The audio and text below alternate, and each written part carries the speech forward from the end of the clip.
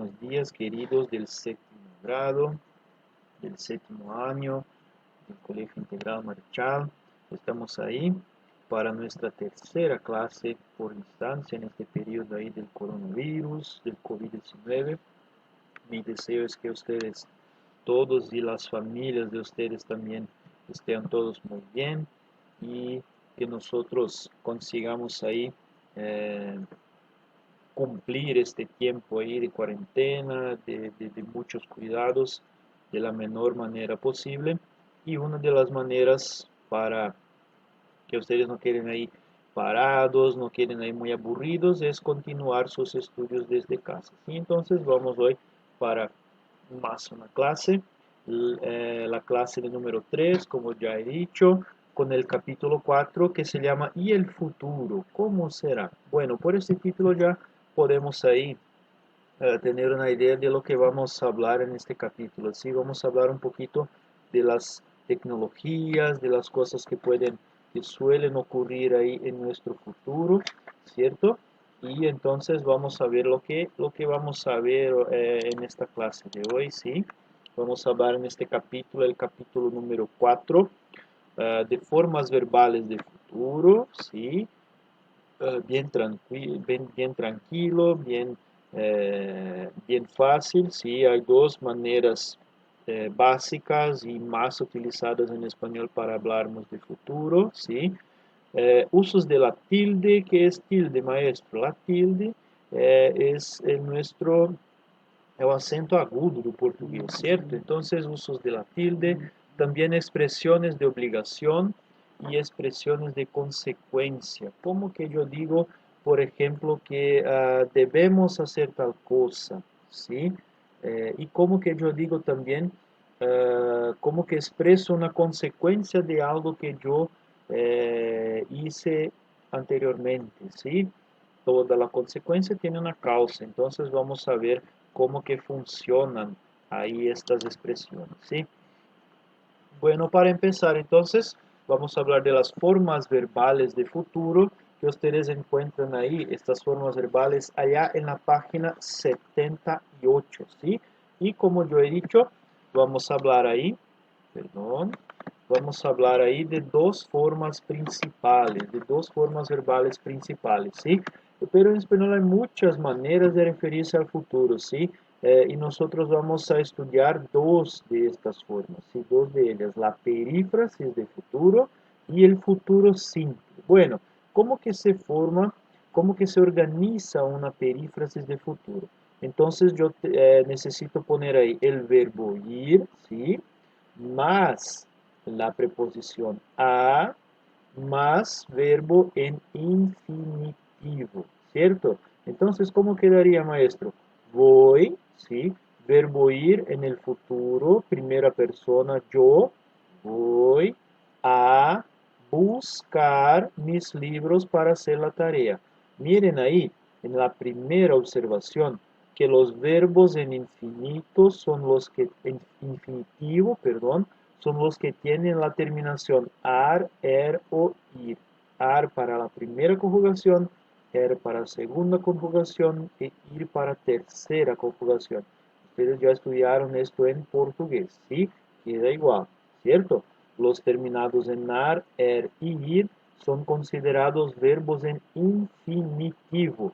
Es aquel verbo que no tuvo aún una conjugación en las tres personas o de singular o de plural, llamamos de infinitivo. Entonces él queda en infinitivo y lo que va a indicar que es el futuro es el verbo que viene antes, ¿sí? Que es el verbo ir, ¿cierto? Entonces en el ejemplo queda bien claro cómo que funciona una perífrasis, ¿cierto?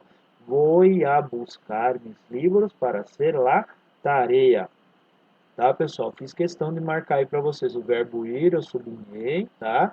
E o buscar também, tá? Primeira conjugação, terminados em ar, tá marcado ali, ó, sublinhado e também posto em outra cor, em um color distinto, certo?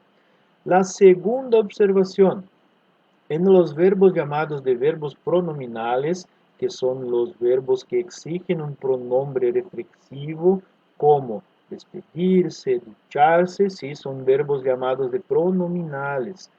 São aqueles verbos, pessoal, que exigem a presença de um pronome, tá? Normalmente um pronome reflexivo. Despedir-se, duchar-se, peinar-se, que é o ato de pentear o cabelo, e assim por diante. Tem vários verbos pronominais em espanhol, tá? Cuando se tiene un verbo pronominal, se pone el pronombre antes o después de la perífrasis, ¿cierto? Entonces, maestro, ¿cómo quedaría? Quedaría así. Antes de salir, se va a despedir. Voy a volver acá, que mi libro tocó el teclado, ¿sí? Antes de salir, se va a despedir de su mamá. O entonces, antes de salir, va a despedirse de su mamá. ¿Dónde está la perífrasis, maestro? Onde é que está a perífrase? Nesse caso, verbo ir mais preposição a mais verbo no infinitivo. Então, quando eu estou utilizando um verbo pronominal, como, por exemplo, el despedir, que é um verbo pronominal, certo? É el despedir-se de alguém, tá? Quando utilizo este tipo de verbo, hay que poner el pronombre reflexivo antes o después de la perífrasis. Entonces la perífrasis está ahí. Va a despedir. Entonces el se va antes, se va a despedir de su mamá, o entonces se va después junto con el verbo pronominal, así como es el natural de hacer. Va a despedirse de su mamá, ¿cierto?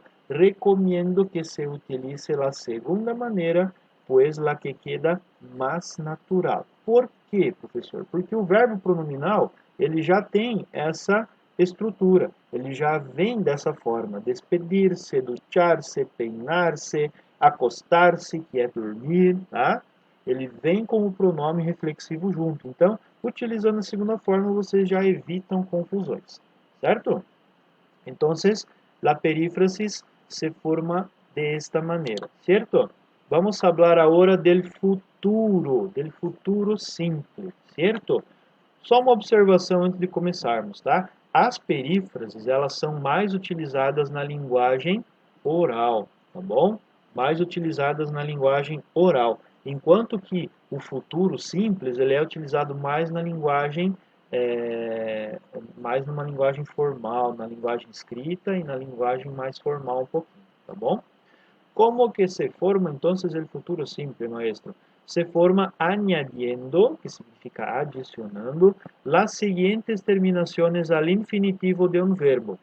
Terminación e, as y a para el singular, o sea, primera, segunda y tercera persona del singular, yo, tú, él, ella, usted. Y para el plural, adicionamos hemos, eis e han para las tres personas del plural, que son nosotros, vosotros, ellos, ellos, ustedes, ¿cierto?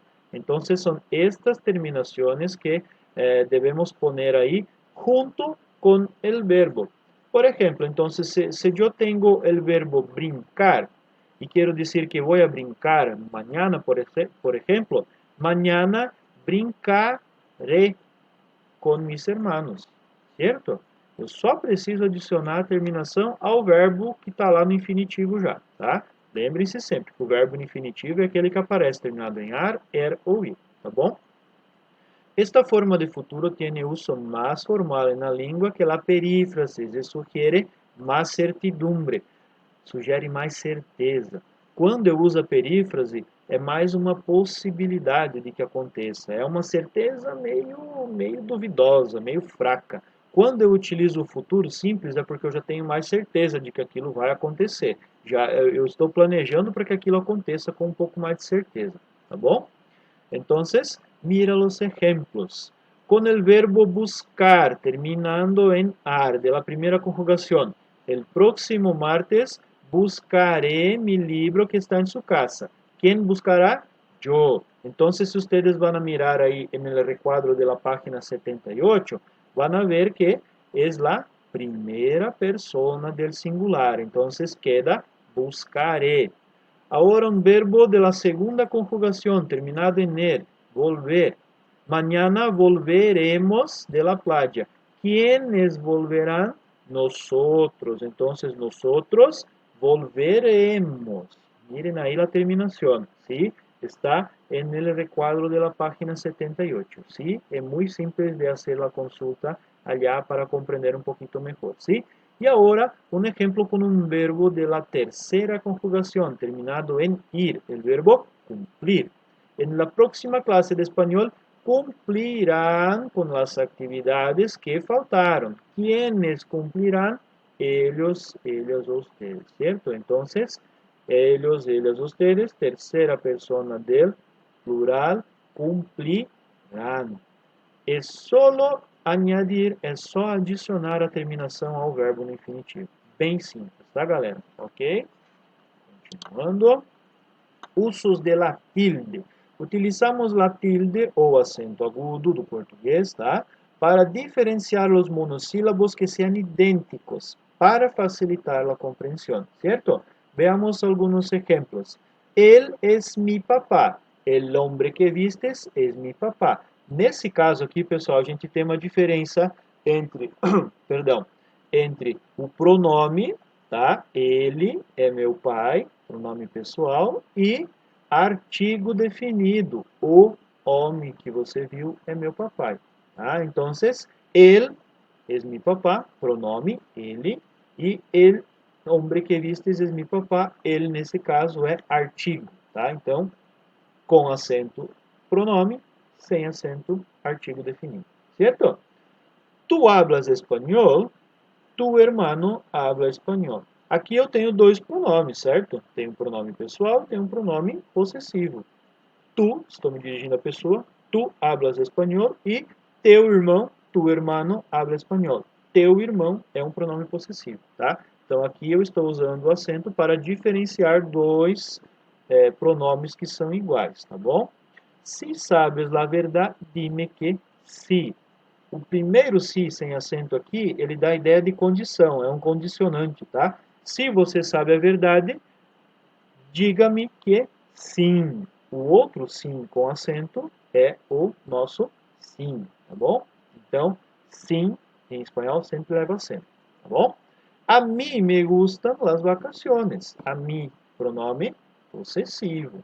Mi padre quiere viajar. También es un pronombre posesivo, ¿cierto? Acá la idea de posesión es igual, pero a mí con tilde es más directo, es más personal, es un gusto que yo tengo. Entonces, lleva tilde. Mi padre, meu pai, tá? Já está fazendo uma referência um pouquinho mais distante. Então, não leva acento, tá bom? Então, aqui eu faço a diferenciação pelo acento nesses dois casos, certo? Continuando. Expresiones de obligación son expresiones utilizadas para introducir una idea de obligación de algo que no se puede dejar de hacer. Las principales son: es importante, es fundamental, es necesario, más verbo en infinitivo, hay que más infinitivo, deber más infinitivo y tener que más infinitivo, ¿cierto? Algunos ejemplos: es necesario ayudar a los necesitados, chicos, hay que hacer todas las tareas, debemos cumplir siempre con nuestras obligaciones y siempre tenemos que cuidar de la naturaleza. ¿Sí? Los ejemplos están ahí para que ustedes comprendan mejor. Ahora, expresiones de consecuencia son aquellas expresiones utilizadas para introducir una idea de consecuencia, o sea, de una acción que ocurre a causa de algo anterior. Entonces, a causa de algo que ocurrió antes, yo tengo una consecuencia, ¿cierto? Las principales expresiones de consecuencia son: entonces, así que, por eso, por ese motivo, por esa razón, por lo tanto, consecuentemente. Son las principales, ¿sí? Y algunos ejemplos. No tenemos clase y por eso estudio en casa. Estudio en casa porque no tengo clase en la escuela. Entonces es una consecuencia de algo anterior. Mi mamá está de cumpleaños, entonces voy a regalarle con un libro. Por el cumple de mi mamá estoy regalándole un libro. Siempre la consecuencia tiene una causa anterior, ¿cierto? Ahora las actividades. Las actividades de la página 76 y 77, ejercicios 1, 2 y 3, ustedes necesitan escuchar el audio número 15, que pueden encontrar en la plataforma de Poliedro o entonces con la Cor de Kelly, que también va a recibir el audio hoy de mí, ¿cierto? Entonces, buenos estudios y hasta nuestra próxima clase. Hasta luego.